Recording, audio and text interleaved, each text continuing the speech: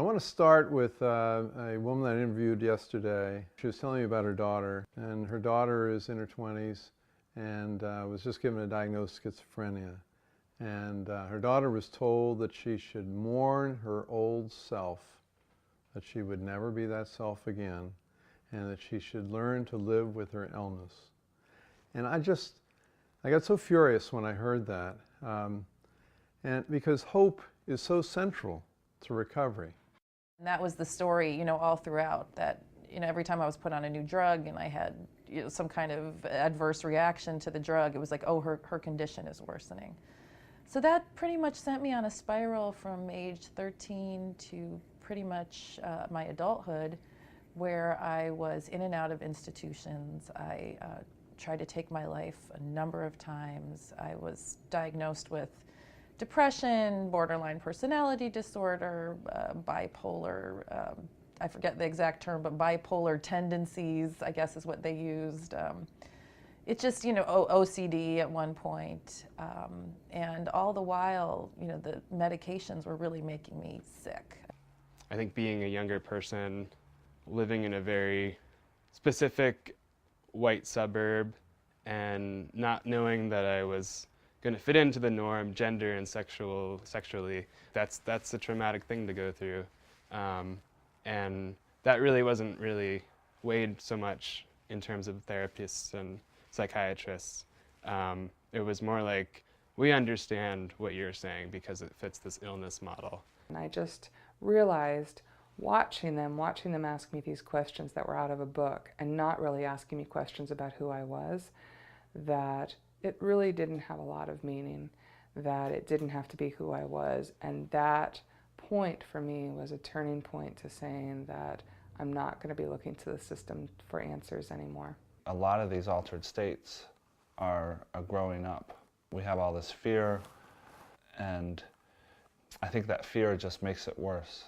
And I know in my case it did. It made the fear around me probably led to the point where it got to a car accident and almost a near-death experience. And I could have potentially hurt other people, when I was driving my car in an altered state, which luckily I didn't. But I just think it's really common for that to happen, and a lot more common than people realize. I thought that there was something wrong with me for having those experiences. I thought it was my fault that I had those experiences, and I thought that they were supposed to be kept secret.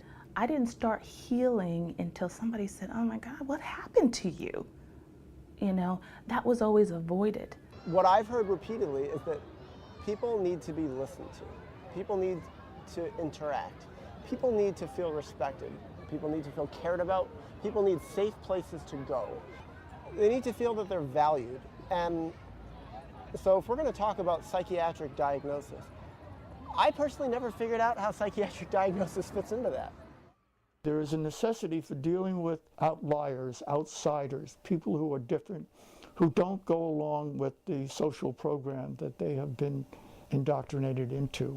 I was not going along with that program, and I was perceived as someone who was in fact a troublemaker, and they didn't want to see me that way. They wanted to see me as a backward individual who had some kind of brain disease that I was suffering from, and their treatments by damaging the brain were going to correct the problem.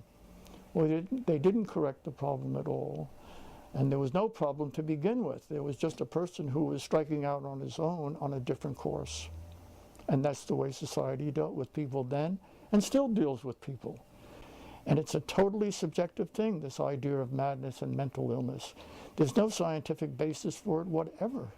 I could cry right now. I was told for so much of my life that my brain was broken and it was incurable.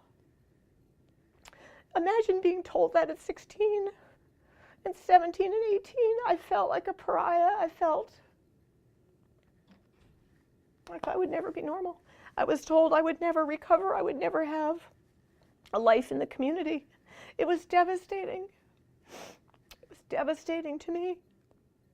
And Obviously, you can see I still have very strong feelings about it. I mean, so many people continue to be told this, and we have to stop it. We have to stop it. We have to give people hope.